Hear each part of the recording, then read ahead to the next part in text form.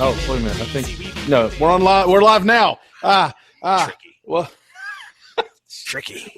Welcome everybody to episode number 12 of the Screaming Boy podcast.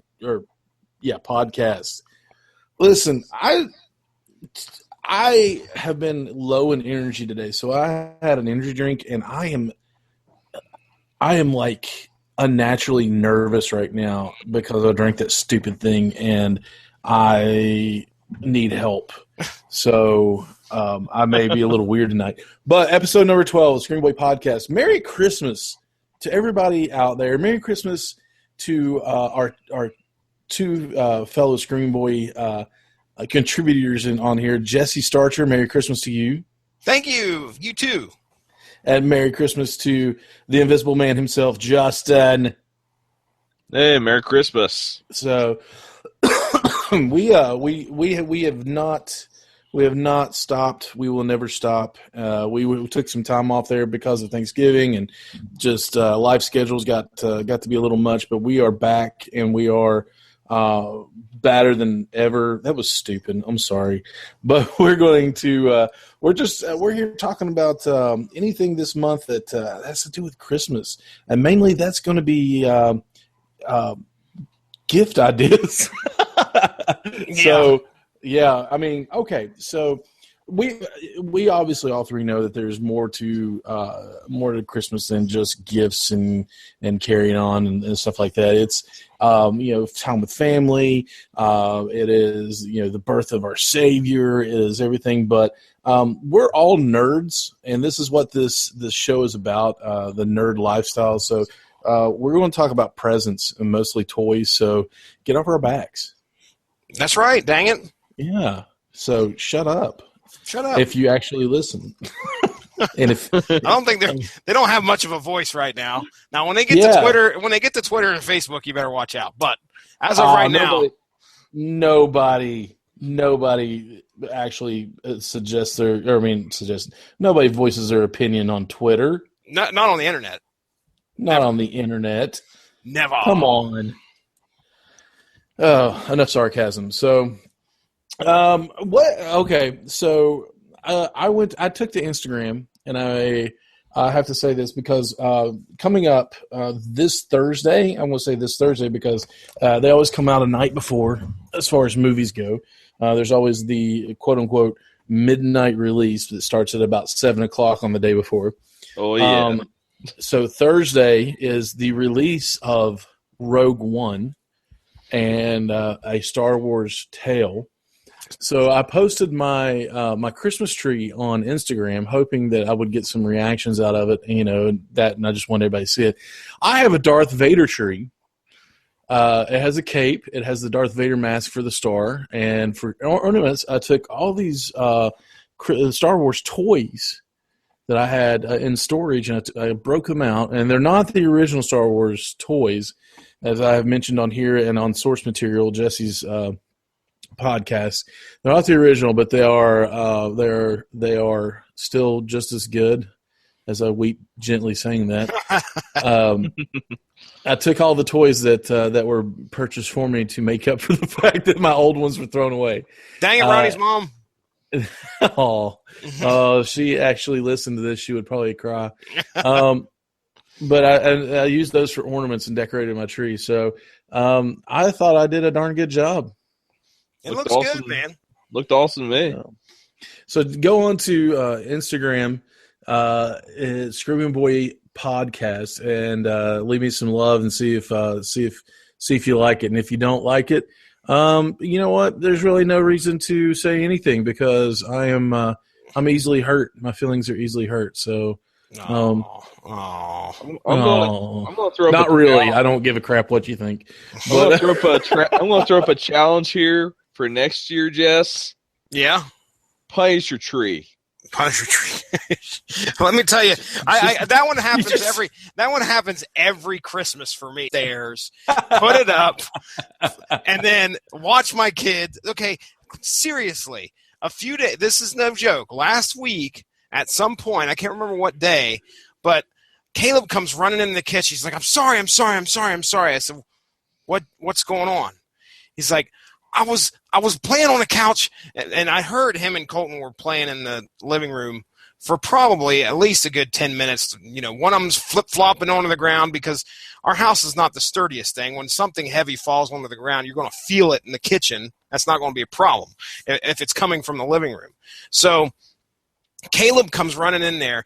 He had fallen off of the couch into the tree, okay? So I'm like, all right, well, I go in there, tree's still standing. All right, round of applause. All right, we did not knock the tree down. However, the bottom branches of this tree were bent so bad. We go fake tree, by the way. It's not a real tree. Oh, yeah. Okay, because, boy, would I be griping then if it was a real tree. But the bottom branches of this tree were bent like in half and touching the ground. I'm like, man, I'm glad the couch is here. And wait until your mom sees this. But luckily, it didn't. She wasn't too upset. But, man, that's a Punisher tree right there for you. Just every day something going on. Colton's got some kind of an ornament running around with it, and Mindy's yelling, "Put that back on the tree!" And there were points, my friends, in my life with kids where I've thought about not having a tree. And that is, I love Christmas, okay? But when you put something in a room that, I mean, just imagine, okay, all of a sudden you, 11 months out of the year, it's just a living room, you got your couch, you got your chair, you got your TV, and then for 1 month, maybe a little bit more than a month, you stick a large green object filled with all sorts of twinkling lights and all glass sorts ornaments, of dangly little things that kids can grab a hold of. They're not just going to leave it alone, dude. Well, no. They're not going to leave it alone. So there were points where I was just like, when Caleb was crawling around on the ground and gnawing on the Christmas trees and stuff like that, I was like, I mean, I've thought about the baby gate, like buying baby gates around it, but now I think I'm to the point. Colton's 3 years old, so I don't have to really worry about him getting into it too much. It's just when they're jumping around on the couch and playing wrestling or something that, body slam the tree or something. But tree suplex. It's like, it's meant to be standing, son. Leave it where it is at. Stop suplexing the tree. Okay, so it makes a beautiful foreign object to bring into the match. so 5 years from now, a Punisher tree. Then there you go. That'll be a challenge. I don't know how I go about doing that. Darth Vader tree, though, that's pretty easy. I mean, you shove a helmet on the top, and then you wrap a cape around and shove a sword down the branches. You like a black sword, lightsaber. Oh my goodness! Did I say? Can't put a broadsword down. I mean, that's just silliness. I hear you. Like a black Christmas tree for a Punisher tree. Well, that's what I was going to spray paint this black, but I thought, no, I'll just leave it green. But I mean, what would you do? You mean you would put the Punisher skull as a star? Yeah, I don't know. It would have to go in the middle. It'd have to go in the middle. Oh, I don't know, man. I mean, unless you have a Frank Castle mask, you'd put as the star. I would put the Punisher skull as the star. I mean, would you hang automatic weapons from it as ornaments? Oh, that would be awesome. Or bullets or what? That would be great. Now, I don't know. I think I would go. I mean, pretty much the way you went, if I could. Yeah. All somewhat related Punisher action figures. Yeah. All street level stuff. There you go. You could. I mean, it would be easier to do like a Marvel or a DC or just a comic book themed tree, though. I mean, because you've got plenty of comic book figures. You could put on there, or if you want to keep it at one company. I mean, because I know you've got a bunch of DC. Just everywhere. It's coming out of the ears down here at the Starcher household. Nothing but DC. I sense some sarcasm. That's good. That's good. But I'm not. I wasn't being sarcastic because you got a bunch of like DC figures in a toy auction. Oh, yes, I do. As a matter of fact, I know your stuff better than you do. You do. Well, I hide them things away because, of course, superpowers. Superpowers toys. That's what they are. Yeah. Yeah. That's right. I do have. I have those, and I have the Secret Wars. Secret Wars. Thank you. The Secret Wars figures. So yeah, good point. Very good point. How is it we know more about his stuff than he does? Well, it's kind of creepy. To be honest. Know, right?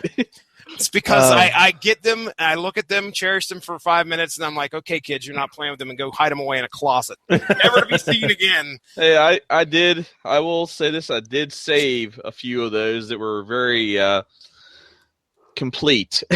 What do you mean? The figures? The Secret Wars, remember? Oh, did you really?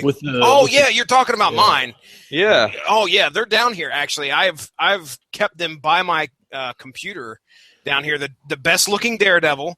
And I don't know if you guys saw it or not, but Kapow... On card? No, it's not on the card. It's a loose figure, but it's in very good condition. I mean, Justin was pointing out some of the stuff, and every Daredevil figure that I've seen since then, I've recognized what you were talking about, Justin, how... It's the paint. Yeah, that paint, the black paint comes right off. Mm-hmm.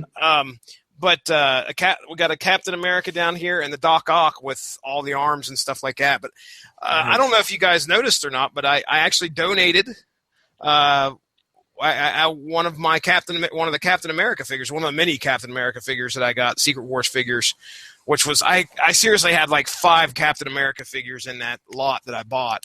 But anyway, one's hanging out at the Kapow podcast now. Nice. So, yeah, it's pretty cool. But anyway, one of these days, I'll put together a themed tree. It just ain't happening anytime soon. Right. No.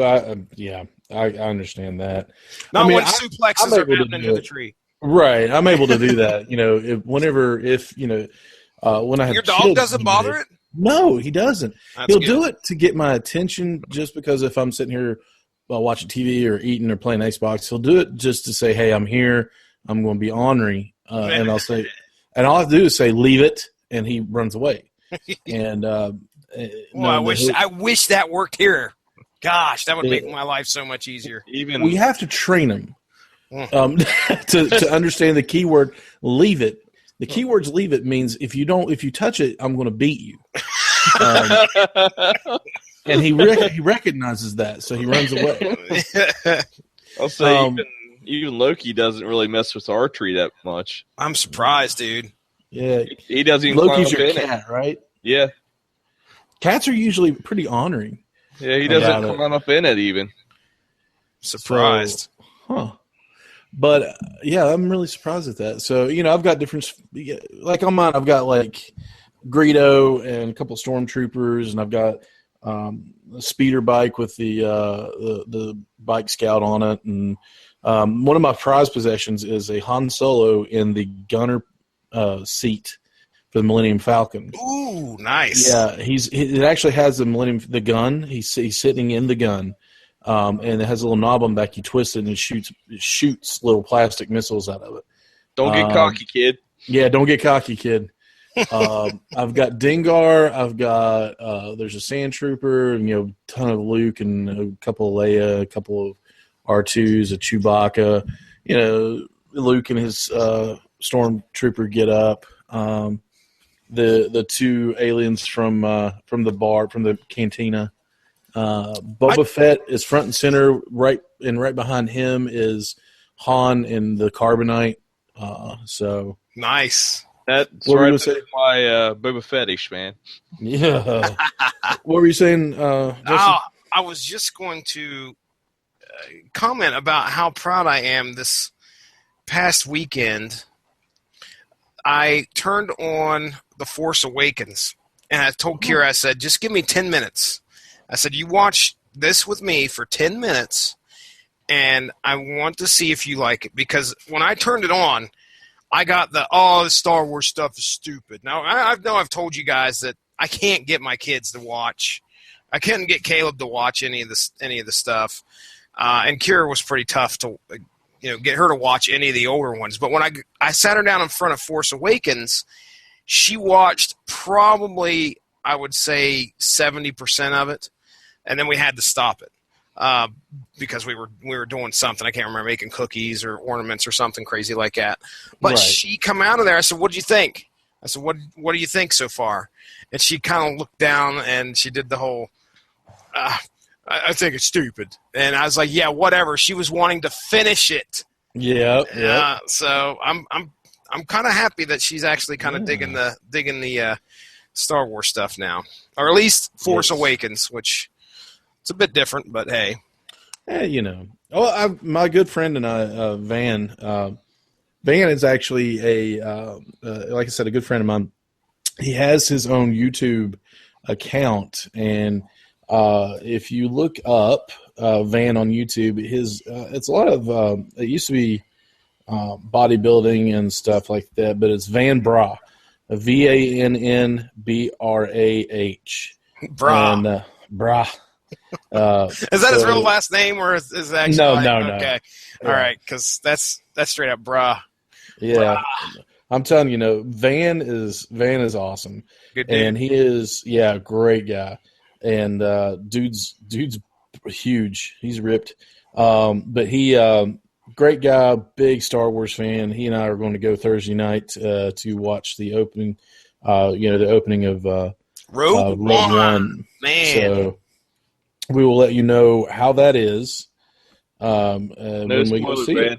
No spoilers. Spoiler free. I bet my guess is that they're going to get the plans for the Death Star. I don't know because you don't know. I'm fairly certain that's the plot, isn't it? Many Bothans died for that. For those plans.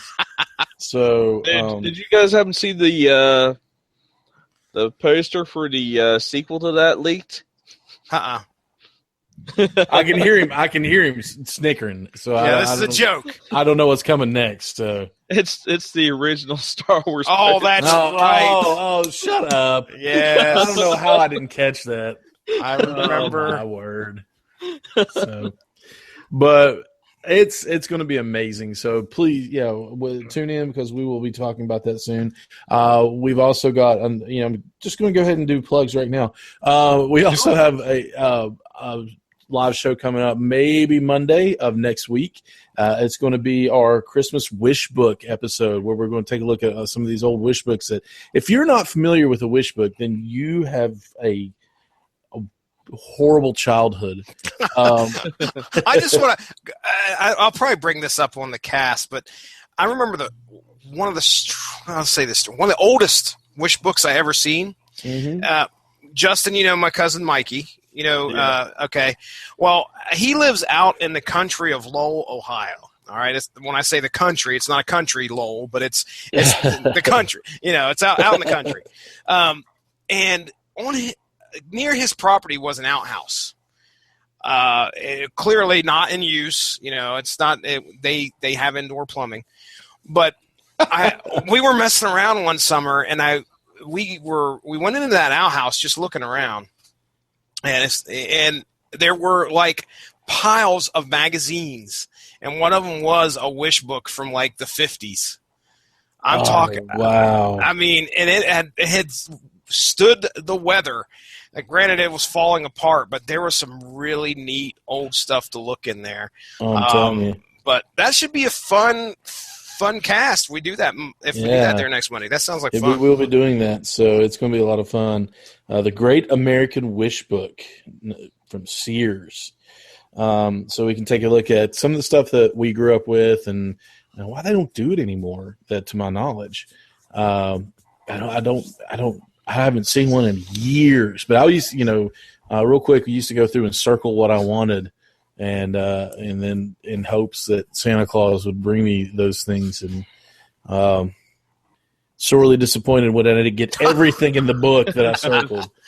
But anyway, so we're talking. Huh? I used to study that thing religiously. Oh man, it was the best thing because I wasn't just interested in the toys. I was interested in the the staging that they did with like He-Man. Anyway, we'll go into that next the next show. But this show that we are actually on air, we are going to talk about a couple of great Christmas gift ideas for gamers. And if you can get a hold of these, one of them is easier, much easier to get a hold of than the other. You're going to make someone's Christmas. But the first one up on deck is retro is in. I don't care what it is. Retro is in the Nintendo Classic. So they've taken 30 classic Nintendo games and put them on what I could only describe as an emulator, and put them in a tiny version of the original Nintendo Entertainment System that looked like a toaster oven, and they're putting it on the market for $59.99. So this thing blew up, and I don't mean that like it actually exploded like a Samsung phone. I mean, this thing was wildly popular. So it's crazy to think about how popular this is. We're talking 8-bit graphics, 2 players. They did add a couple of things in, but back in the day, you weren't able to save of some of these games. You had to start over from the beginning of the daggone level. So why put yourself through that torture again? But Jesse, why in the world would something like this be so popular? What's your take on that? One of the things that I remember hearing that's always stuck with me, you guys know that I'm a pretty nostalgic guy. I know you guys are. I mean, we just sat here and talked about the Wish book. We talked about Star Wars figures.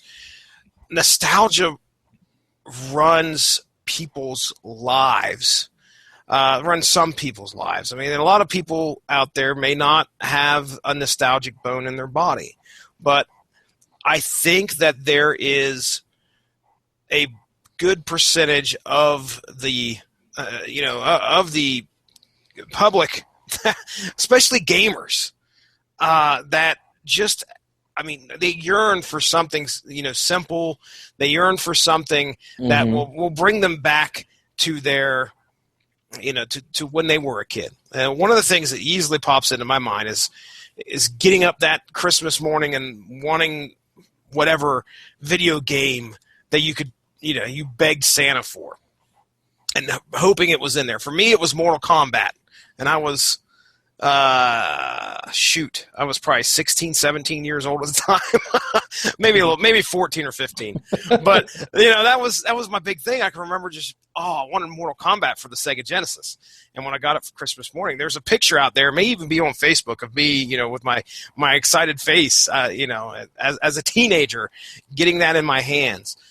So as for blowing up, that's the only thing that I could think of, is that it represented something that, spoke to a lot of people's childhood. We're talking 30 games on something that looks like came, straight from 1985, just a little tiny miniature version. It shrunk in that black hole that it got sucked into in order to come back into the future here. And listen to me go all time travel. But it's there. It is. It's so cute. It's so cuddly. It's a little mini NES, and it's got these games. Plus, it's updated for our times. We got the HDMI on there. All that great stuff. So it's modified enough to where it satisfies that nostalgic gamer, and it has that potential to look good on your high definition TV screen. So that's why I think it's really become popular. And of course, there's the scarcity. When Cabbage Patch dolls, I mean, when you look at Christmas crazes, okay, Justin, I know you could probably name a couple off the top of your head, but the first thing that comes to my mind when I was a kid was Cabbage Patch dolls. Oh yeah, absolutely. And the N64. The N64. I was in college when Golden Age Dave got an N64 and brought it to college, and I was like, oh my gosh, look at this thing. But yeah, people were trampling over each other to try and get one of these, so high in demand. And most likely there was way more Cabbage Patch dolls than there are classic NESs right now. And the scarcity of an object around the holiday season is going to really bump up that demand for whatever that is. Because now, not only do you have like people that are the purists who would buy this, actually hook it up, and play it. That would be like my half-sister Alicia. She bought one, had it all pre-ordered. She owns it. That is the one person that I know has an NES Classic. And she's bought it for her kids so they could play it. And they still play it. So there's your purist, okay? Then you have the person that buys it strictly to resell. Mm-hmm. And I almost wonder if there's as many people out there as there are actually purists who want to play the game. Because, Ronnie Adams, if I gave you 2 NES Classics, I know for a fact you may play one, but I bet you my $1 I have that you're going to sell the other one. Because I'm actually enough of a purist that I would probably I would give it to someone. Oh, come on, I'm serious, dude. I'm serious. On. Because there are people in my family and some of my friends who might not be able to get a hold of one that enjoyed the NES just as much as I did. I played Mario, I played Zelda, I played all that stuff as on the original Nintendo. I played everything. I even played Friday the 13th, the unwinnable game. I played a lot of different games on there. My sister played Mario Brothers. She played I don't know what else she played. She played several different games. She had some games that were on there. But it was a family gathering that we did Tetris and Dr. Mario. We would, all 4 of us, my mother, my father, my sister, and I would see who could get the high score. Mm-hmm. And then I would caught my mom and dad playing it, just on their own. Just every once in a while they'd pop it on and say, hey, let's fire it up and play Tetris, and I would come through the house and be like, hey, you're playing my Nintendo. And isn't that such a weird, it's just a weird feeling to see your parents playing your own video game console. So I would actually give it away. I wouldn't try to sell it. If they had one, I would. If all resources were exhausted, I'd slap that sucker on eBay so fast it'd make your head spin. But dude, when you pay $60, if you're paying $60 retail, and I'll tell you right now, Golden Age Dave, he's usually staying in touch with me about some things like, especially things like eBay, because me and him are big flippers when it comes to eBay. We're going to try and get something and turn around and flip it. The NES Classic initially was pulling close to $1,000 when it released on eBay. Jeez. Now, that's no joke. You can go back and look at completed listings for when the thing first released, and you can see completed listings for near $1,000, if not over. And then what he said he had saw is that gradually, as the day went on, things started to, people, I think, started getting in their right mind and thinking, oh, well, geez, what am I doing? This is a $60 item, paying over 10 times what it's, what you could buy it originally for. But because of the scarcity and demand, it was driving those prices insane. But at some point, things started to level out to where they were, right now, if you wanted to, you could probably purchase one on eBay between $200 and $300. I saw one on for $199.99. Okay, was that buy it now or was that starting auction price? I think it was buy it now. I'm not sure. Okay, so $200. I can't remember that. Yeah, which is ridiculous. It's $59.99. And it's just, that makes me so angry that people are selling these for $1,000. Justin, it makes me angry that people are buying them for $1,000. Yeah. Well, who has that money? It's that time of year that people are stupid. That I think their that's kid every wants day. Something. Yeah, well, yeah, but they're extra stupid this time of year because it just goes back to the Cabbage Patch thing. And I'm sorry, Justin, we'll get to you in just a second. They'll pay $400 for a doll or $1,000 for a piece of plastic that, that has 8-bit games on it because their kid really wants it. When the retail value of those things are like $30 or $60. And, it's the same thing with these phones, smartphones, cell phones. People are paying thousands of dollars for iPhones when it probably costs about $15 to make. Yeah. But that's a retail price, but I'm not even going to go into how much it costs to make, a Nintendo Classic.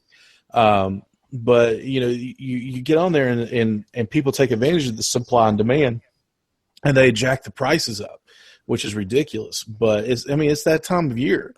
Justin, what were you going to say?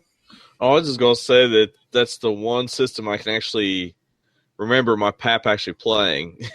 Yeah. He would actually play Duck Hunt all the time on it.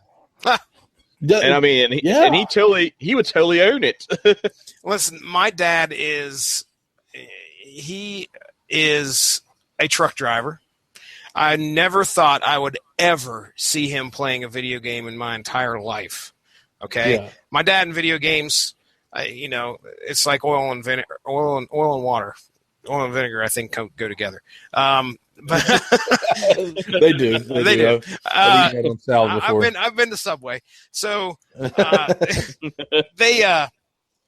Anyway, it was 90. It was probably like 96, 97. I went over to his house one weekend, and they were playing Dr. Mario. Him and his wife both. Mm-hmm. And no prompting for me. Not like, hey, Dad, you want to play Dr. Mario? This is them actually having a Nintendo and wanting to play it. And I was absolutely just stunned. So, it's funny. Just like I said, it's another example of your parents playing your video game console is just it's just out there. Yeah, absolutely. The thing about this is like we have 30 games on this one game console, I guess you could call it. It doesn't take actual game cartridges or anything like that, but I guess you could still call it a console. It is in itself a video game, by itself, but it has the HDMI cord. It has three different settings that you can actually look at it on the TV on. You have the classic, with the flat lines in it and all that good stuff that you used to see in the 80s. From the original Nintendo, like the old, it makes it look like an old TV, basically. Mm-hmm. You have 0.3 ratio, and then you have a newer, crisp. You can see every pixel in it. As Adam says, scan lines. Adam, you're in here now. Adam has joined us in studio. Hello, Adam. Hey, fellas, how's it going? Hey, pretty good. It's going good. Good. Good. Let's take a look at the games that it has on there. So it of course has Super Mario Brothers, Super Mario Brothers 3, The Legend of Zelda, Donkey Kong, Mega Man 2, the best one, Pac-Man, Final Fantasy, Metroid, Kirby's Adventure, which I don't think should be on there, Castlevania. Why not? I don't like Kirby. Really? Because Super Kirby is it Super Kirby? The one for Super Nintendo is way better. Castlevania. I can agree. Yeah, man, I'm like not on fire at all tonight, man. Nobody cares anything. Shut up. Silence. Hey, we said hello to you. I'll just sit back here and pout. Never mind. Okay. All right. Ninja and. How do you say? I always said Ninja Gaiden when I was growing up, but everybody's like Ninja Gaiden. Gaiden, yeah. We'll forgive you. Yeah. Super Mario Brothers 2, Dr. Mario, Punch Out featuring Mr. Dream, Balloon Fight. No Mike Tyson. Yeah. Donkey Kong Jr., Zelda 2, The Adventure of Link, Electric Excite Bike. Electric Boogaloo. Zelda 2, Electric Boogaloo. Ice Climber, Kid Icarus, Double Dragon 2, The Revenge, Bubble Bobble, Tecmo Bowl, Castlevania 2, Simon's Quest, Mario Brothers, the original Mario Brothers, not Super. Mario Brothers. that looks like the original Donkey Kong kind of, right? Yeah, yes. Like Smash Brothers, I think is what it Yeah. is. Okay. Super C, Galaga, Star Tropics, Ghosts and Goblins, and Gradius. Okay, I'm ticked off right now because Super C is on here, but Contra is not. You read my mind, Ronnie. And Mega Man 2 is on here, but Mega Man is not. I agree with Justin that Mega Man 2 is the best one. I think that was actually the first ever Nintendo game I actually purchased. That was mine. Yeah. First game I actually beat, too. You could get rid of, let's see. Yeah, you could get rid of Kirby's Adventure, definitely, in my opinion. There's actually a lot of games in there you can get rid of. Get rid of Castlevania. You can get rid of Castlevania too. Can't get rid of Castlevania because it was awesome. Castlevania 2 was lame. Yeah, so you get rid of those two, and you put in Double Dragon, and then you put in the rest of the Mega Man games. Just Mega Man 1. Mega Man 1 and Contra. Did they ever the original Contra? And you get rid of Double Dragon 2, The Revenge, and just put Double Dragon in because they don't have Double Dragon in there. Yeah, it's got Double Dragon 2. 2 was good though. 2 was good, yes, but I want Double Dragon in there. That was, I stood in line to play that at the Chapmanville Bowling Alley when it came out on the arcade. I stood in line, and one kid actually stole my quarter because I was next, and he just grabbed it and put it in. Oh, and I almost, that almost led to a fight. I can't remember how old I was, but I was not, not a fighter when I was that kid. I was the nerd. When he stole my quarter, it was nerd on. Rage, man. Yeah, it was on. So, so you've got, but needless to say, we can say, oh, they need to blah, blah, blah. They need to get, they've got a bunch of amazing games on there. Bunch. 30. Yeah. I mean, okay, I don't care if you like them or not, but you play these games like Star Tropics, or even if you play, they're good, but I just really wouldn't use the word a bunch. Well, 30 games. I mean, right now for my Xbox One, I have maybe like 3. That's a bunch to me, And, if you do the division, not counting the system itself and core or the controller, yeah, you're looking at $2 a game. And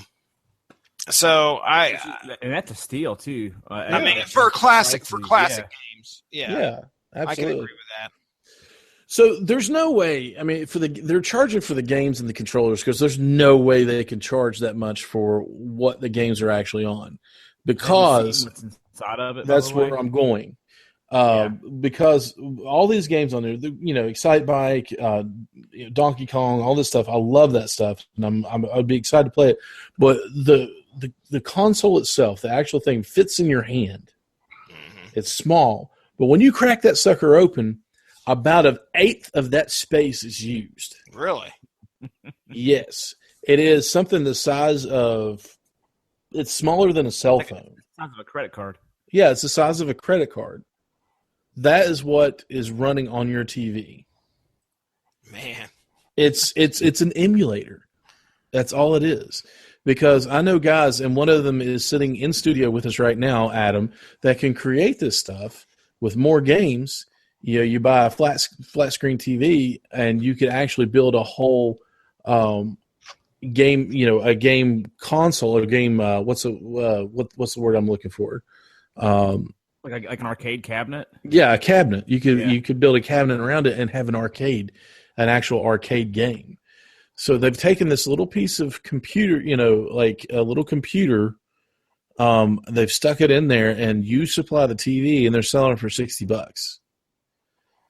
So they've taken the idea of the emulator, which people were downloading on their computers for free, and they said, no, you don't get these games for free anymore. We're charging $60 for it. It's brilliant. It is a brilliant idea, and I wish I had thought of it. What's funny is, I've literally ran the Nintendo emulator, the Super Nintendo emulator, and the Genesis emulator all off of a memory stick. Yeah. Yeah. With the complete libraries of games for all each one. I literally downloaded an emulator onto an Android cell phone and had access to the entire game catalog of Nintendo and Super Nintendo.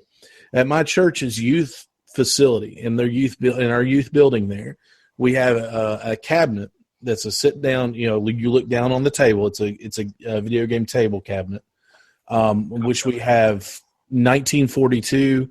We have probably 700 games on there. Oh wow! Where did you get that, by the way? He bought it online.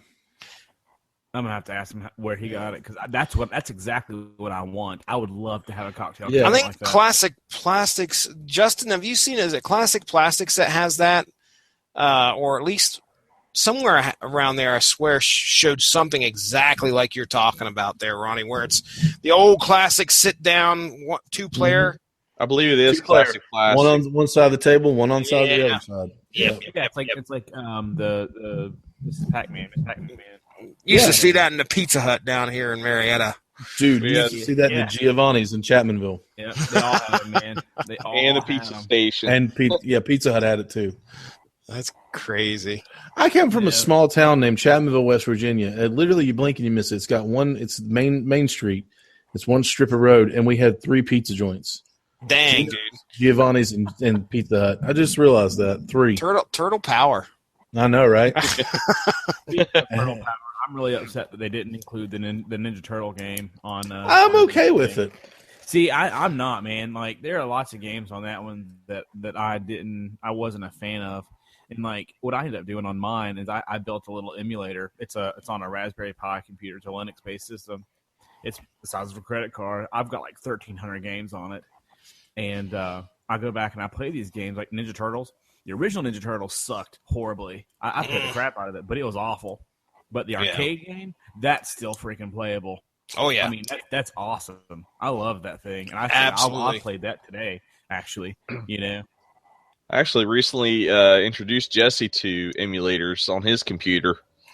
Yeah, I'd known about it for a while, but Justin came over and showed me a few good websites that, I mean, way easier. Back in the day when I did emulation, which was the early 2000s, I would say, that was when I was figuring out, got the ins and outs, and I downloaded a whole torrent library of all the emulation games and stuff like that. Well, I had not gotten back into that other than Justin actually got me a Christmas present of a modded Xbox. How long ago was that, Justin? Like freaking those are fun.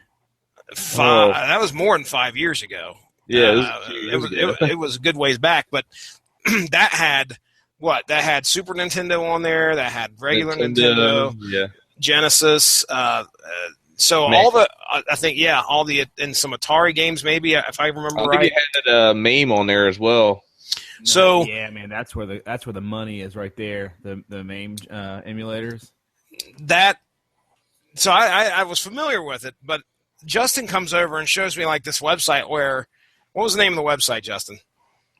Oh shoot. It was real simple. I mean, anybody could do it. They didn't. You could just go there and search, and then you would find the game and boom, have it in like 2 seconds. And then there was another website I found that just shared straight emulators. Emu Paradise. And then you could go find an emulator off of a website that hosted nothing. It didn't play or didn't have any games on the website. It was nothing but emulators.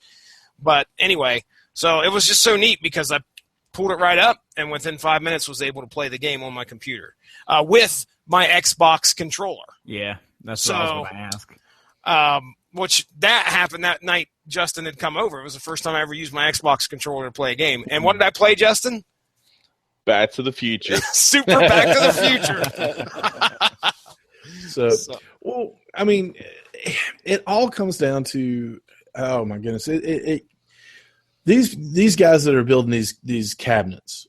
I want to go back to that for a second. Yeah, they're charging $500, $600, $700 for them, which is which is fun because they put the work into it.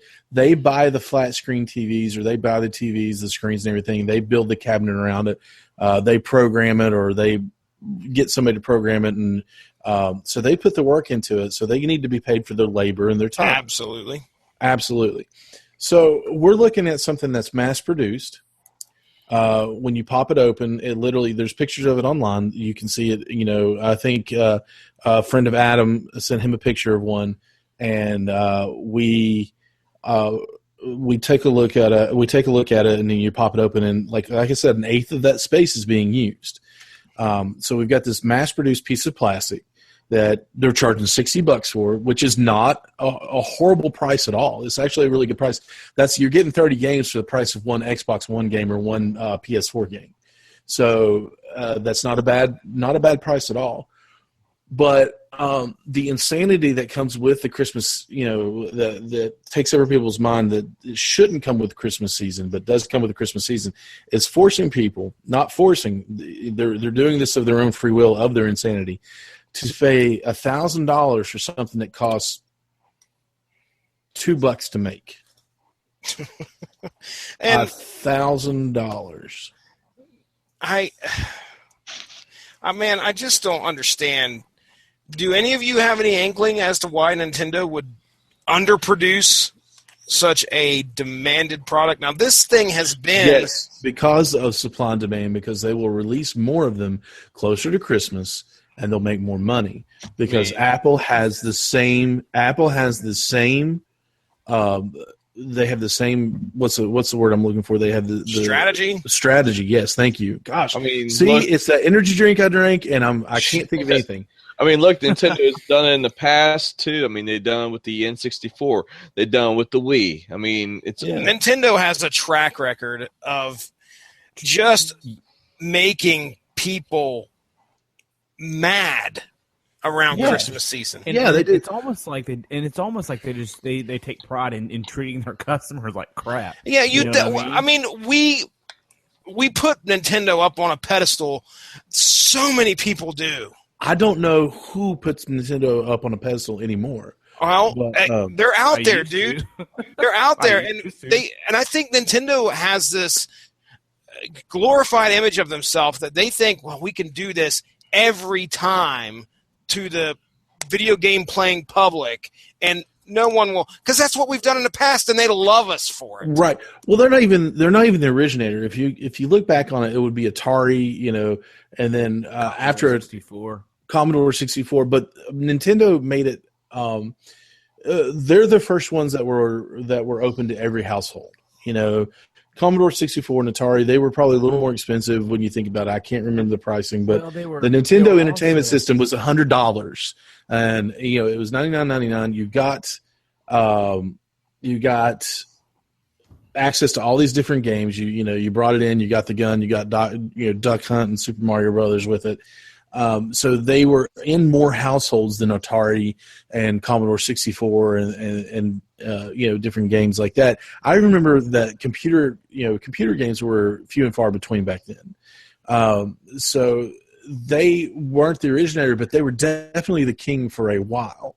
And then, like you said, they took off their customers, and they have this strategy. Like I said, Apple has the same strategy, but not as harsh as Nintendo. But if you look at Apple, every year they released a new phone, and they released tons of the ones that people are like, okay, that's cool, but I really want, the 7 is great, but I really want that 7 Plus in this color, and I want it in the biggest memory size. And that's the one they said, oh, we made 3 of them. And you're like, I think it was the jet black this year. They released a new color, and all it is shiny black. People went nuts over it. So they're like, let's make about 15 of them, and then say, oh, we got to pull it back a little bit. We're gonna dangle that carrot out in front of you, but then we're gonna pull it back. And the jet black only comes in 128 and 256 gig. They don't come in a 32 gig, and we're going to send you.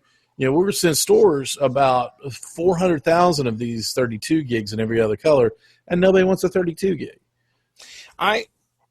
Adam, are you still with us here? I notice he's muted. Yes, I'm still here. Okay. I want to know, you said you've built something very similar to this before, right? Yes.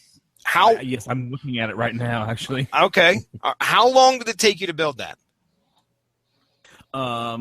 Okay, so you got to do it in a couple different steps. The first one is you got to download an image. The image took about a minute and a half. Then you have to format a card, which takes about another minute. Then you got to burn it, and that takes probably 5 minutes. Then you got to boot it up, maybe 5 minutes. So we're at 5, 10, 12 minutes. And then once you start loading your ROMs on there, and you can load whatever you want. If you know what you want, and you grab like, let's say you get just the three Marios, transferring it over your network. A couple of seconds. So I'm probably saying I'm up and running in 15 minutes. Okay, and it took you how long to actually build it? I mean, you're saying it took you 15 minutes to build something like this, put something, because I imagine you had to grab I assume you're talking about a Raspberry Pi here. Yeah, I got the Raspberry Pi 3. And what that is that's got this, and if anybody's thinking about doing this, there's two things you've got to actually consider. First off, get the Raspberry Pi 3 because it has built-in Bluetooth and built-in Wi-Fi, and you can connect any controller to it. Anything that uses Bluetooth, you can connect it to it, and it's wireless. Run wires to it or anything. Second, it is you run into some legal issues with ROMs, so. I'm not going to tell you, hey, go here and download it. Yeah, I will say that they are available on the internet, so go find them. So the only issue I've ever run into was the Sega Saturn. Pain in the butt. Well, the thing is because the Sega Saturn, the Dreamcast, and Nintendo 64 are very, very hard to emulate because the way that the graphics are actually rendered. Because the graphics are rendered at 64 bits a second rather than 8 or 16 like Nintendo Sega. Genesis, and Super Nintendo. Yeah, like your TurboGrafx. Neo Geo is really easy, but those three, Dreamcast is daggone near impossible to actually emulate with a Raspberry Pi. Now, if you use your computer, you can do that. You can go and you can grab like Wii games even or regular Nintendo 64. But the problem with most of those, though, those newer machines like the PlayStation 2, you actually have to emulate the BIOS of the machine of the machine as well, which kind of sucks. Yeah, we learned a little bit about that. Yeah, with the Sega Saturn, you actually have to run daemon tools. Exactly, you have to trick your computer into thinking that there's a disc there. Mm-hmm. Right. Exactly. Well, my main point is that if you can create a Raspberry Pi, you yourself, maybe let's just say it takes you, I don't know, 5 or 6 hours of time to get the Raspberry Pi, put it in a little thingy-mabob, and then, get you a controller, put all the ROMs, do all the software.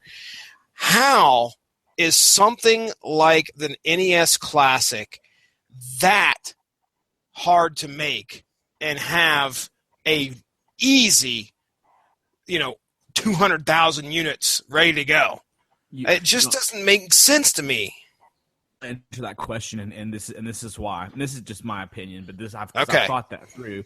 I've thought that through because I'm like, you know what? If I had 5 hours, let's say 5 or 6 hours to build whatever I wanted, I could build something that blows the classic out of the water. Yeah, it'd be no contest.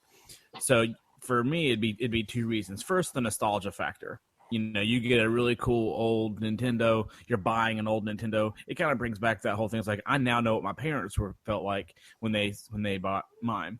The second one is legal purposes. They own the actual product. They own those games. So when you buy them, you're not going to get in trouble. You're not gonna have and nobody's really going to raid your house over a ROM. I don't think anyway. I haven't heard anybody. I'm not going to say that, but I haven't heard of anybody doing that. But it's like the difference between downloading a song from like Napster, or is Napster still a thing? Is BearShare still a thing? I don't know, but I'm kidding. Napster is. Oh my gosh! But downloading music off the internet versus buying it from iTunes, you can get it from both places. But which one are you more comfortable doing? You want to buy it from Nintendo, $60 for it, and you can't do anything else with it. That's another thing. You can't expand anything on it, and there's no way you're going to be able to get in any more new games. Yeah, I just you're just limited to those 30, and to me, it's not worth it. I just don't understand how they could sit there and this is Nintendo doing this to people. This is not like, I don't foresee any barriers for them to create this thing and have a ton of units ready to satisfy supply and demand. But the thing about it is, that's just it. They can do this, and they can stamp it out in no time. Yeah, they have, but they're not going to, because that does not create a demand. If you have the supply, there's no demand for it, and it won't be a hot commodity. So if you have something that is not readily available, you create a demand for it, and people want it. There is news stations take on the story, articles written about it. People are getting ticked off about it. They are going for $1,000 on eBay or whatever. So they're like, I'm just going to wait till it goes back out in stores. And, even my mom was like, I tried to get one for you for Christmas, but I couldn't find one at a store. I'm like, Mom, you don't have to give me one of these for Christmas. This is not, I'm an adult. And in my head, my nerd part of me is screaming, make her get one, make her get one. But But no, I mean, like, you threw those Star Wars figures. You owe me. You owe me, woman. You owe me. No, but you can. I mean, I can wait until February, March, April, whatever, and just go pick one up at Walmart one day. Just say, oh, hey, there they are. Bam, $60, no big deal. Yeah. But you are they're brilliant, because around the holiday season, around Christmas season, they're creating a demand for these by not having supply of them. I love the old video games. We all four of us love the retro video games, and we will sit and play Dr. Mario, or we will sit and play Super C or Double Dragon 2 or I will play Castlevania forever. We'll do that. But the thing with me is I am not in a rush to get one that bad. But people, this time of year, I want what Daddy and Mommy used to play. I want to go back to my childhood. So I need one of these. I need it.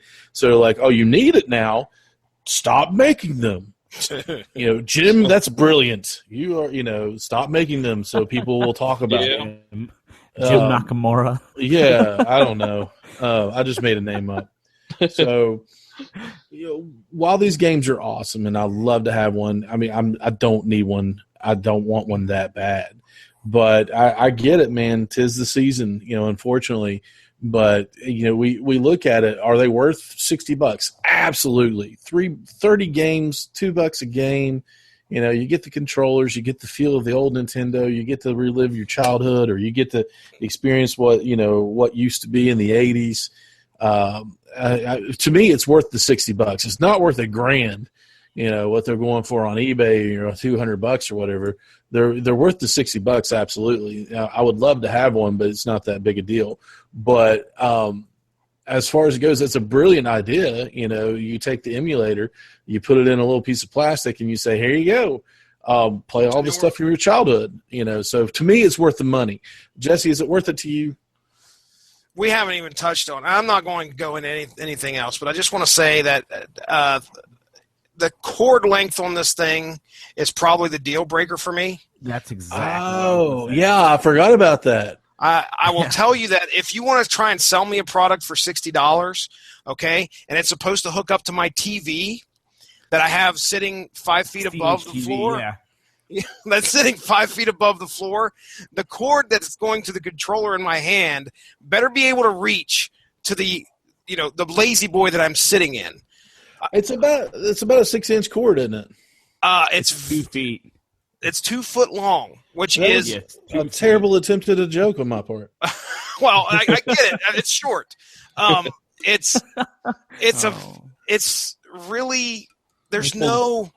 I pulled an Adam.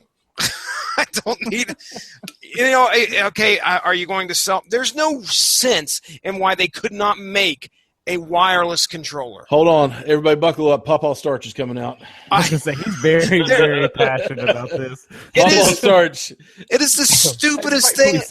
Rightfully so. Why would, if you're R&D for this team and you're saying, okay, we're doing the NES Classic, $60. Well, we could spring for the wireless controller and do another $10 on top of what we got. Yeah. Well, the wireless controllers, there's one out there that are freaking awesome. They're Bluetooth wireless controllers, and they look exactly like the old school Nintendo controller, but they've kind of fused a bunch of different ones together and made it awesome. So you have this controller that looks like an old school Nintendo controller, but it's got like shoulder buttons on the top, and it has two thumb joysticks plus a directional pad and like 4 buttons that you get, like thumb buttons you can hit. It's awesome, and they're like $40, and they're Bluetooth. Does it go to this? Use it with that, and you can use it with Xbox 360. You can use it with your Wii. I mean, it's awesome. You can use it with the Nintendo Classic. Yes, you can. Oh. They have said that you can do wireless controllers with the NES Classic, but you have to purchase those. In addition, you give somebody a freaking 2-foot cord controller with the system. There's no sense why it should not be packaged with an official wireless. What year is it? Hold on, Pawpaw Starch. Let me get my calendar out. It's 2016. When was the last time that you bought a game system that had a controller hooked up with a wire that you had to play the system with out the box? Okay? That was PlayStation 2. Right. All I can say is, Back to the Future reference here, you play with your hands? I know! That's like a baby's toy. That was actually Elijah Wood that said that. That's right. So, and Back to the Future too. So, I get my nerd points for that. Which, by the way, Wild Gunman, not ever in an arcade cabinet. No, never. Yeah, that's true. That's right. So they're not even accurate. Shut up. That's not what we're going for here. Here's the thing for me though. Like I think all 4 of us are purists when it comes to Nintendo. Because we were there, man. That's right. We were there. We know what it's like to shove a cartridge in there. We know what it's like to blow inside that cartridge when it which did nothing. Yeah, and we know what it's like to have the long cord. We know what it's like. Our kids won't. So what we end up having to do is we have to settle for this piece of crap that they want to shove in our face and only give us, access to. Let's be honest. It's not that big a piece of crap. It's just the cord length on it. So, because I remember, you got me all riled up. I'm sorry. I know you need to calm down, Pawpaw Runyon.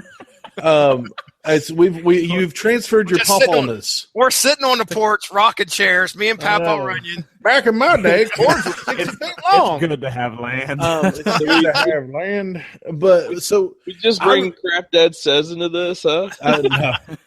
I remember my sister having a sleepover when I was younger. So what else was there for me to do on a Friday night when there's a bunch of preteen girls like screaming and laughing and giggling? Was I played Nintendo in the TV room, in the living room, whatever you wanted to call it, TV room. We weren't allowed in the living room, so because that's where the good furniture was. I was in the TV room and I was sitting there and I was playing the Nintendo, and I can't remember what game it was, but I was really into it. It might have been Contra, I don't remember, but it was something. And of course you can't save your game. You got to go back to all the way to the beginning. So this one girl who was trying to do something, trying to rile somebody up, just trying to laugh, and she comes busting a gut running through the house, right? And I've got that 60-foot cord stretched across because I'm playing on the couch. Oh no! She hits that cord, rips the controller out of my hand. It goes around her legs like a daggone bola, just poof, poof, poof. It was like Luke Skywalker going around in the snow speeder around around the AT-AT, and it just circled around her legs, tied her up like a calf being chased down in a rodeo, and she just hit like somebody chopped down a redwood, wham, right on the ground. And she gets up, she kicks the cords off, and she's like, ha, sorry, and takes off running, and I die on the game and have to start over from the beginning of the level. Yeah, I was like, you are never allowed to have people over again. My mom's like, you're being a little dramatic right now. It's like, you don't know what I went through to get through this level. And she's like, all right, bedtime. I'm like, what the crap? Why am I in trouble? So, but no, seriously, that cord, I've never seen it. I can't remember anything wrapping around that many times around somebody's legs. Well, you ain't going to have to worry about that with the NES Classic, okay? No. You might trip a person's, big toe or something, but that's about it. But, all right, so the NES Classic, let me put it this way, $60, is it worth it, Jesse? No, yes or no? I want to say no, not right now. No. Oh, wow. Okay. Justin, worth it or not? I'm going to say no. Wow. I'm spoiled too much with the emulators, man. Adam, worth it or not? I think that it is worth it for people who cannot work with emulators. If you're wanting something that you want to, you kind of want the nostalgia factor, get it, show it to your kids. I would also spring for the wireless controllers. So yes, it would be worth it in that case. For me, no, I wouldn't. I'll probably never ever have one because I will 3D print my own. There we go. A Raspberry Pi in it. Use my wireless controllers, and then whatever system I want. I'm still trying to figure out why you're putting pie in it. You need to eat that sucker. Because pie is some of the best stuff on earth. Pie is incredible. Anyway, making you hungry, Ronnie? No, I just went for the cheap joke. But okay, so I think it's worth it because I myself I'm thinking like everybody else out there. I'm not going to take time to build something, and by the time I'm done, building a cabinet or using someone as the 3D printer itself is like an $800 piece of equipment. Yeah, libraries have them. Public libraries have them though. Right, but you got to go. You pay $60 for that alone. So you have to. So by the time all that's said and done, I could have just went to Walmart and picked one up for $60, and then I have to deal with the 2-foot cord, which is stupid. But I think it's worth it. It's worth it. I don't think the controller's worth another $40, but that's another time for another story. I think it's worth it. So case closed. I win. I'm right. No, I'm kidding. Sure, I think it's a split decision, but hey, whatever. I'm not keeping count or anything. We have Contra, we have Mega Man, we have Double Dragon. Dude, you're stuck with those 30 games for the rest of your life on that system. There's no upgrading. There's no you've got. That's it. It's 2016. They'll think of something, they'll add on to it. You'll spend another. I don't even think it connects to the internet, does it? Here's the thing. Well, here's the thing about the Classic Edition. In order to add games to it, you have to add another board. It's physically not possible to add any more games to it. All right, just crush my dreams, Mr. Technical. Adam, what's Nintendo's history about add-ons? I mean, I think we've seen this like many times in the past where Nintendo makes these places for add-ons, but they never go through with them. Never use them. Right. So let me just say that if there's one redeeming factor that if they do if they do this, then it would be kind of cool. If they were to release the Classic Edition and then say, okay, this is what you need. You need this attachment. Games. And attachment was a Game Genie, where you could like shove the Game Genie into the cartridge slot, and then you could put like different games into it, and it would read those games. Then that would be kind of cool. But that's never going to happen because they have everything embedded on this stupid computer chip on this board that's the size of a quarter. You're paying for an empty box with a. You just said it was worth it, so I don't want you to go back on your word. I'm going back on my word. I'm just saying, if You if they totally would- are. You're getting ready to. Nintendo historically I know. is like, I've hey, known you for 20+ years, sir. well, it's like Nintendo's like, hey, we're going to give you this expansion slot, but we're not going to give you anything to put in it. You know, so if they were to give us a piece of like, Kind of like the Dreamcast with that weird screen on the controller. The way this thing is powered up, it's Jesse's like, forget you guys. I'm going. it's powered by USB cord on the back. So which is 5 volts. Yeah, so nothing. is there anything that could be done with that in order to update the system in any way? I'm sure. Well, the USB, but here's the problem. Your USB ports on your computers are only like 2 or 3 volts. That's why you can't. That's why you can't charge an iPad with your USB port on your computer. Okay. I bet I know. So if you, it probably took you 10 days. That doesn't matter. That doesn't matter. I did it. I just really want to quote Lucas from The Wizard on describing this. Man, you are going really old school on us on that one. Yes, I'm going to say exactly what he said about the Power Glove and how true it was. Oh, that's awful. It's so bad. It really is. Yeah. Power Glove. Yeah. You know. And that's the way I describe this. That would be kind of cool. Is if you get the classic version and like the Power Glove version of it, where you could like play it on the Power Glove. But the Power Glove was just awkward. Like, if you ever tried to play, have you ever tried to play it? Like, all right. So the Power Glove is another show altogether. We could do a whole show on the Power Glove. So let's table that for now, because the Power Glove was a dumpster fire from beginning to end. It was an amazing concept. Yeah, the Wizard so cool, hanging it out the window of your 1976 Firebird. Wow. I mean, when that came out, the 1976 Firebird wasn't even that cool. But so Nintendo Classic, if you're right, you'll pick one up. If you're wrong, then you'll say it's not worth it. But Jesse, I'm kidding. Right now, I know Jesse's like, I hate you, Ronnie. But Ronnie Adams.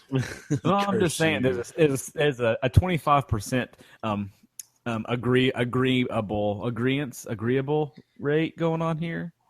So, words are hard, buddy. Yeah. Well, Math is even harder. Math is harder. 1 o'clock in the morning last night. That'll be fun. I was going to say, think about it this way, though. If he tries to smack you with that cord, Ronnie, he won't be able to reach you. Oh, yeah. That's true. Bring it on. Bring it on. Freaking I'll just throw my wireless controller at you. Yeah. So, all right.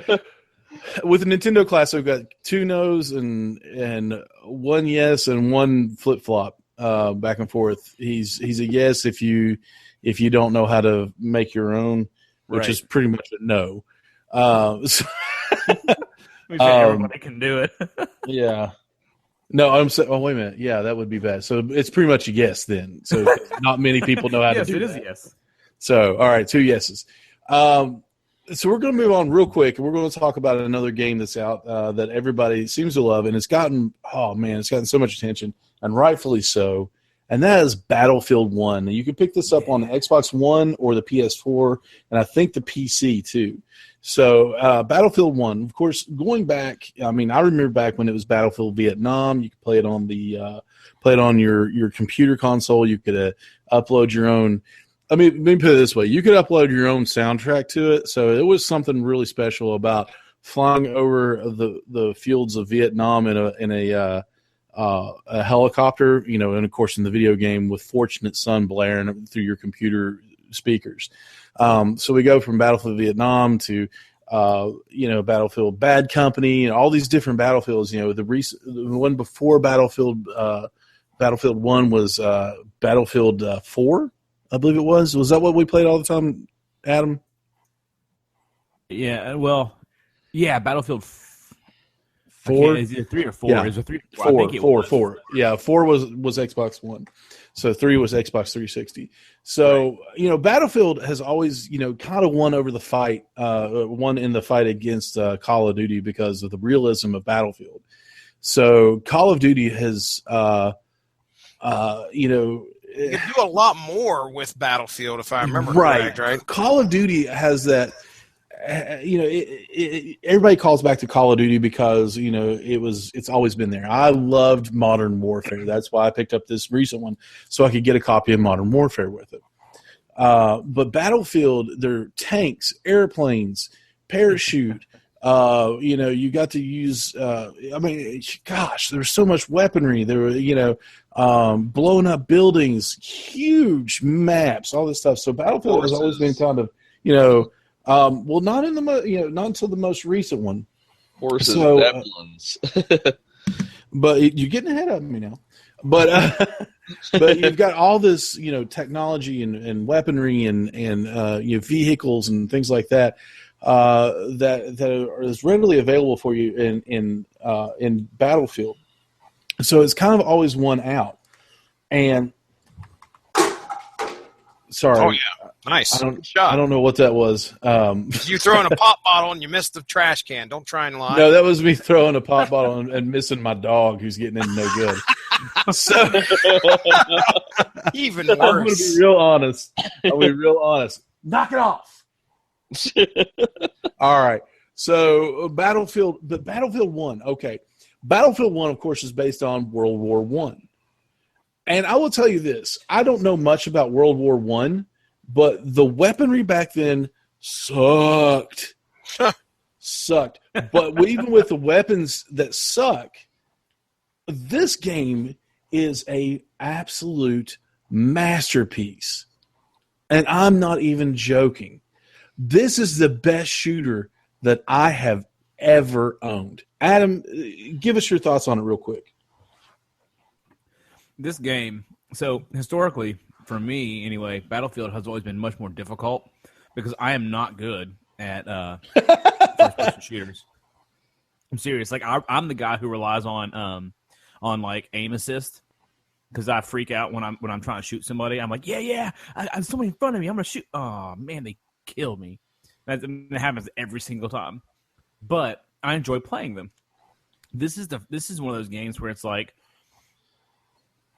everything about this game is historically accurate. So for me, that's really cool. And everybody's kind of handicapped because you have these crappy weapons. But in true Battlefield fashion, you're able to upgrade your weapons and to add different attachments on it. So I have this leg up on people like me, who I'm still stuck with the first, running around shooting me with shotguns, which apparently is the flavor of gun that's very popular right around now because you can shoot them with one shot. Ronnie Adams. Yeah. No, but no. In all seriousness, this game is awesome. I find myself running around the board, and I don't really care if I don't see anybody. But it's like this game is beautiful. It looks so good, and I think it takes advantage of the hardware that's in the Xbox One to its advantage, and it makes it look so good. And everything about this game is and it's realistic too. So like the sounds, like you hear these guys screaming, and it's like disturbing alive. And like we were talking about the charred bodies. He takes such a good game. That's the most negative part about it. So you're burning alive. And Jesse's like, I don't want to play this. It's scaring me. No, like there's a part in it where, because they have flamethrowers. I mean, this is the reality of World War I. Yeah. This was, and they even explain this in the game. They're like, this was the war to end all wars, but it ended nothing. And the game starts out saying, you are the front lines, and you are not expected to survive. They flat out tell you are not expected to survive this. Because of these flamethrowers, they come out with these huge, and they're just everything that you would think about the horror of war is packed into this game. So and it's incredible. World War I was right on the cusp of like what 19. When was World War I? Yeah, somewhere it was in the in the teens. Yeah, people were born in the 1800s when they fought in this war. And so you're still on the cusp of the Wild West, so you've still got a lot of 6-shooter guns. You've got the shotguns. You've got the bolt action rifles. You've got the single. Yeah, you've got you've got bolt action rifles, you've got one shot rifles, things like that. So the weaponry wasn't advanced as you would find in a lot of your modern shooters like Battlefield, or even Battlefield, the one that World War II. So machine guns were not as readily available as you'd find them in other video games and things like that. Now in this one, you do find them a lot. You've got your short magazine machine guns and things like that, but they were still using much guns that you would think of as a Gatling gun, with the crank on it, things like that. They were still using some. They referred to a couple of pistols, or one pistol in this as a black powder pistol. So I mean, you've got some old school weaponry in this, but you also have one of the most recognizable guns to date in this is the 1911, the 45 caliber semi-automatic pistol. Can we just refer to the shotgun as the boomstick? It is the boomstick. So you've got different classes. You've got different types of weaponry. Sniper, of course. Your assault, your medic, assault, medic, support, scout, which is your machine gunner, your scout, which is your sniper. So you've got all these different ways you can level up. Now in the single player game, from what I could tell, you die, you take on a persona of another person. Yes. It tells you your birth date and your death date, how old it tells you how old you were, and it gives you a short blurb about it, and then you take on the persona of another person to finish that mission off. So one of your first missions is you have to escort a tank. You are in the tank. You have to make sure the tank makes it, clear the way for the tank to make it through this part of a jungle. All the way through, you actually are a fighter pilot that is trying to take down Zeppelins. Each story is an actual story that could have happened in World War I. It's amazing stuff. The cinematics are incredible. You're a fighter pilot in a biplane, which had the time this machine gun shots with the propeller. And you have as opposed to a straight plane. A biplane. Oh, sorry, my bad. Ooh, Jesse coming out there. Coming out there. I've played Battlefield 3. Wait, he's not right? And coming out, is he? I mean, what kind of conversation are we having here, people? So anyway, you played Battlefield 3. Jesse walks outside, sees a plane. He's like, "Bye, plane." I have, as opposed to the hello plane. I have played Battlefield 3, and that is the extent of my. Well, was there an online Battlefield, strictly online for the Xbox, or was that a different game? Battlefield Bad Company was. No, that wasn't it. It was. I want to say it was like Battlefield 1941, but that's not. Sure. Yeah. I'll have to look it up, but I remember playing the crap out of that one. That was back in 2008, 2009. So, but man, this game sounds like it has really gone to a different level. It really has. I mean, and just as Justin was saying, you can be on horseback, which you can either have a rifle or you can switch your weapons to a saber, and one saber swipe cuts your opponent down. That just sounds like Indiana Jones to me. It's so cool. Just the whole horses and Zeppelins and tanks. It's just Indiana Jones all over for me. A little before Indiana Jones's time, but yeah, absolutely. One of the levels in the single player is you get to play as the second in command to Lawrence of Arabia. So that's awesome. Yeah, it's pretty cool. So you've got, there's so many aspects of this game. You can fly the plane, you can ride the horse, you can be in the mini tank, you can you have to heal your teammates, and there's one particular, other than team deathmatch, I'm really fond of Rush. You have to rush to the opponent where they're guarding, and you have to set a bomb, and they have to guard that and deactivate the bomb, or defuse the bomb when you set it. So you have two Site A and Site B, you have to plant bombs on both of them and let them go off. And then it just goes on for 3 or 4 more different sites, so 2 spots, 2 spots, 2 spots. I'll tell you, domination, you have conquest, you have all this stuff. This game has taken Battlefield to a brand new level, and I mean, it gets 5 stars out of 5 for me. I'm absolutely addicted to it right now. It's so good. Justin, what were you saying? I was gonna say I was always kind of like the Medal of Honor series also. Yeah, very good series there. But I'm going to have to admit, Battlefield's got it beat. Oh, Battlefield 1943. That's the one I was thinking of. It came off of Xbox Live, and it was just completely multiplayer.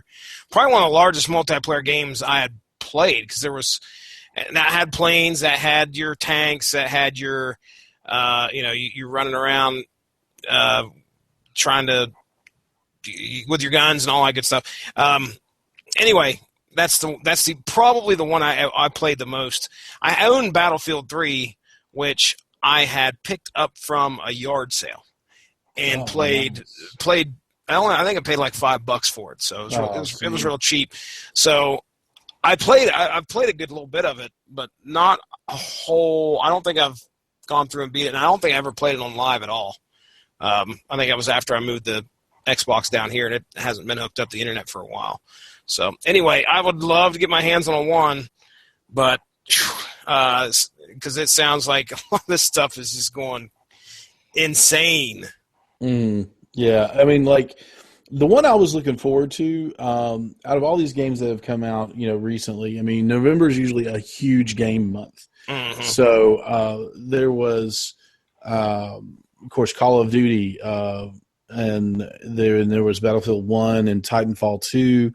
And a few others, I was looking, I wanted Titanfall 2, I wanted Watch Dogs 2, but when it came down to it, everybody started just raving about Battlefield 1. I was like, all right, so I've got some trade-ins, I've got some credit. I'm going to, I'm not going to have to pay for it.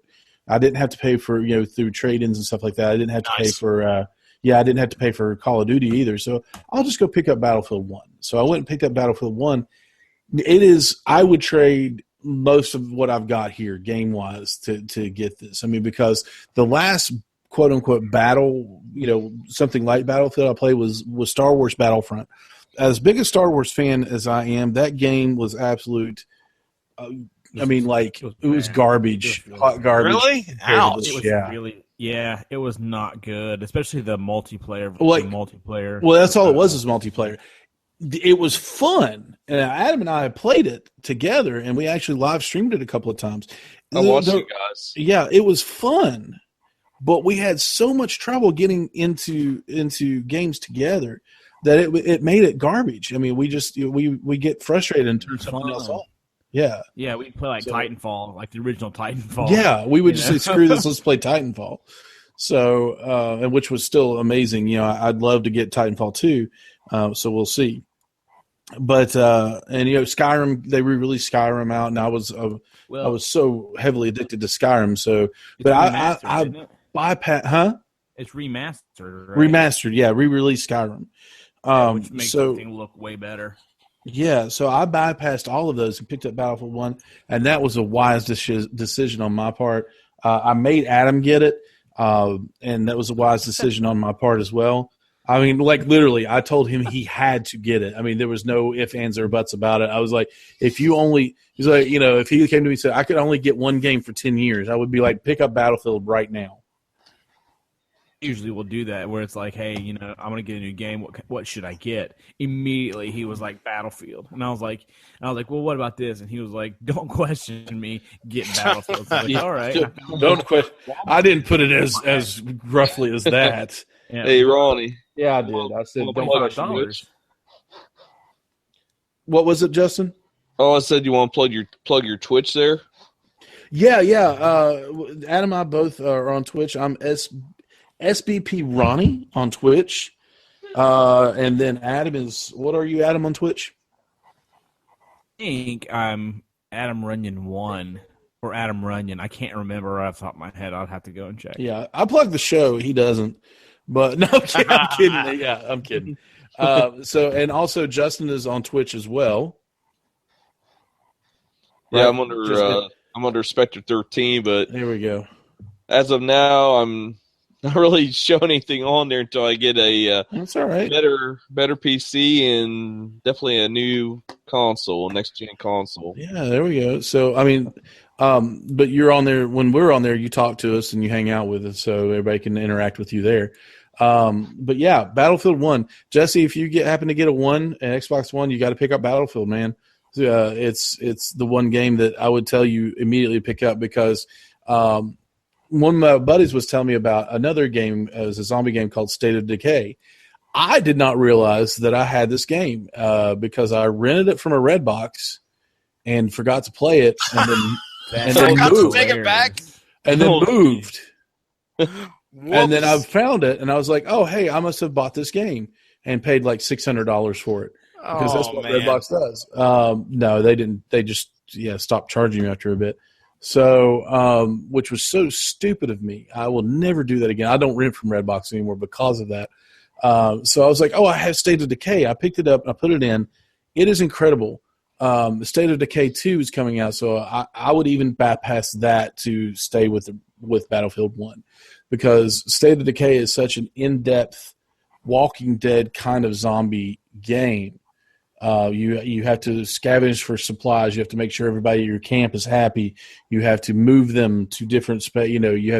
This camp is being overrun too much, so we have to move here. We have different. It's an open world sandbox zombie game. So like Yeah, it's really right up my alley. I would bypass that to get to Battlefield 1 again.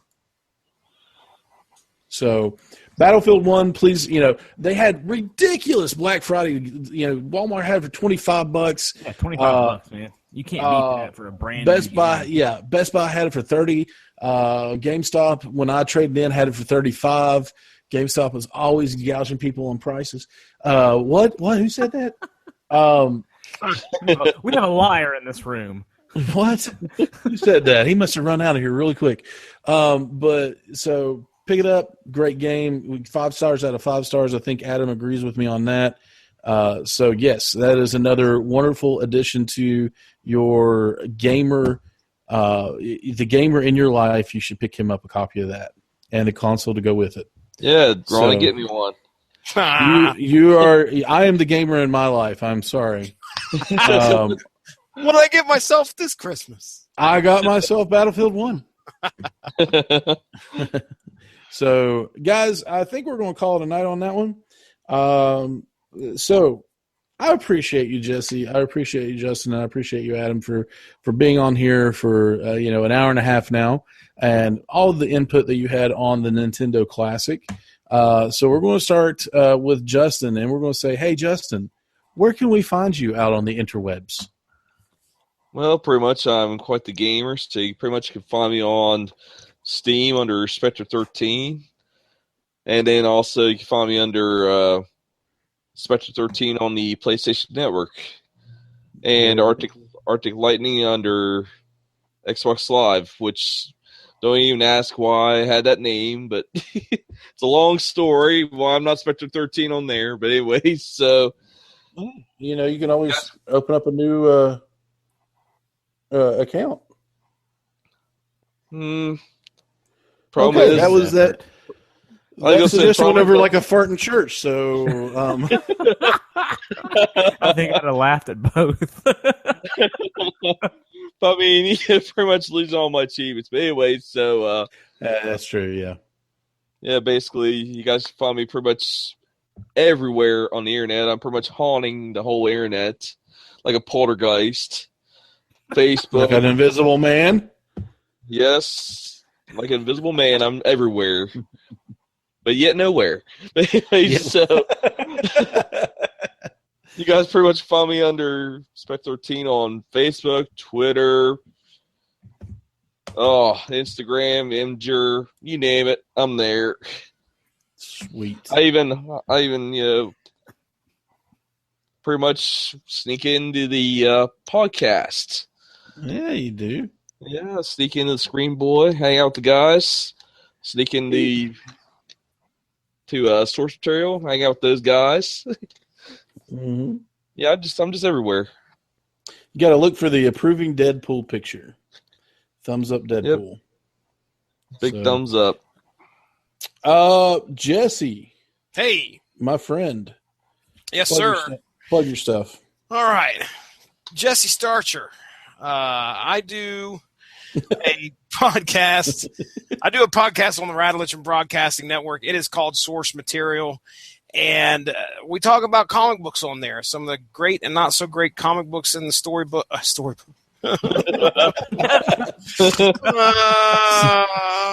don't want. Somebody's a sleepy bear. All right. We talk about comics, and we talk about some of the great and not so great comic book story arcs out there. Now, Ronnie Adams has been on the show quite a bit, so you can check out some of those shows. We just recently recorded one that dropped tonight, as a matter of fact. It was me and good Stephen Marsh talking about Predator yet again. Believe it or not, he's a big Predator fan. We talked Alien versus Predator 3 World War, and it was a pretty good 6-issue series. So if you guys get a chance, you got an hour to kill, check that out. It's over there on the Radulich and Broadcasting Network. You can find that Facebook page of theirs. Give it a like. You can stay up on top of all the great podcasts that we have to offer. We're on blogtalkradio.com. We're on Stitcher. We're on iTunes. We're also on Tunein Radio. Upcoming in celebration of the Rogue One, a Star Wars story, a Star Wars tale, whatever it is there. We're going to celebrate that on Source Material by discussing George Lucas's first draft of Star Wars, and it's a comic book adaptation called The Star Wars. The first draft I think, was in 1974. So right. We had the opportunity. It was me, Ronnie, Justin, and Mark Radulich sat down. And boy, did we have a passionate you guys had a passionate discussion. More like a rough draft. Let me tell you, yeah, it was rough. We have the way I plan on doing is actually going to break it up into 3 parts, and literally the first part is Ronnie Adams and Mark Radulich going at it for a good 20 minutes. No, it's fun discussion all around. Sorry. It was a fun discussion, man. That's what it's there. Star Wars fans are crazy anyway. I love Mark, and he brings his A game on every show he's on. So, I mean, just to discuss stuff with him was great. So yeah. So, it's getting late. What do you think of that? I had to bring up the machete order. Yeah. Oh yeah, boy, that set people off. God. Woo-wee. So anyway, you can check that out. I think we're actually going to drop it in 3 parts. That's my plan anyway. So it was a lot of fun. That was an 8-issue series, I think. So it was a fun time. Check that out. And I don't think I have much else. If you want to follow me, you can do so at Stiznarkey. Source Material Podcast has a Twitter? Twitter. As a Twitter. What time is it? Like 2? Is it 2 in the 11, morning? It's only like 11:30, man. Wow. Man. Papa Starch did not go back in the house after that. Papa Starch needs to eat some prunes and go night-nights. You can also find him under Jimmy Fallon, man. You can also find him under Crap Dad Says. Yes. He hasn't been active here, and I'm really surprised because the holiday season. Ooh-wee. That's the crap that Dad says. Oh man, does it ever! But anyway, Source Material has a Twitter. It's at SourceMattCast, so check that out. You get a chance. That's it. That's all my plugs. Cool. Adam, what's going on in your? What are you doing? I'm just sitting here listening to you guys. No, I'm kidding. You can find me on Twitter at AdamRunyon1, and I haven't been on there I haven't been on there very much because we've had the holidays and stuff, but I'll get back up on the horse and I'll and stuff again. The website www.screamboy.com, and I think that's it. We have an Instagram that you can find us on, and yeah, that's it. That's about the only place you can find me on the internet. All right, you can. We're everywhere. We're on, just like Adam said, we're on every piece of social media. You can just search Screaming Boy, find us on Facebook. We are on the Twitter at Screaming Boy PR, Instagram Screaming Boy Podcast. You can find us right here on YouTube. You can find us on iTunes, Stitcher, TuneIn, and the Radulich and Broadcasting Network, where you can find other great shows, as Jesse said, like Source Material and a bunch of others, Metal Hammer of Doom. There's some new shows coming out, which I'm so super excited for. They're actually doing, as this releases, they're going to be doing Tuesday night on December 13th. They will be doing the Three Flavors of Cornetto trilogy. The Blood and Ice Cream trilogy, whatever you want to call it, the Cornetto trilogy, which is Shaun of the Dead, Hot Fuzz, and The World's End, which I'm super pumped about. Those are three of my favorite movies ever. Yeah. So you can find us right there on the Radulich Broadcasting Network. That would be long. That's the last Long Road to Ruin. Yeah, ever. That can't be ever. That's not ever. That's going to be put on the shelf. They'll bring it back. Yeah. You got to have hope. That's the last Long Road to Ruin ever for now. For now. It's not goodbye. That's right. It's see you later. It's a we'll be back. So they'll be back. And then that's pretty much all the places you can find us. So we appreciate you. Just go on iTunes or any one of these places. Give us a rating. Tell us tell us hi. Tell us that you love us, because we want some attention. Stalk us. Yeah. No. Yeah. Whatever. We'll take what we can get. So with that, for Justin, for Jesse, for Adam, I'm Ronnie. Thank you for listening. We are out of here. Merry Christmas. My hip hop will pop this shot.